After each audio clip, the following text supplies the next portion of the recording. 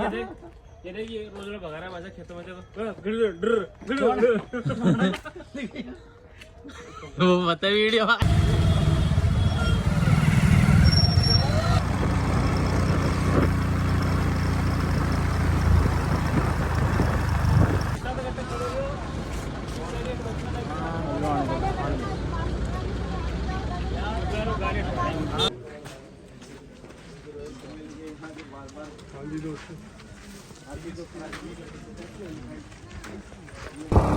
ये सेनापति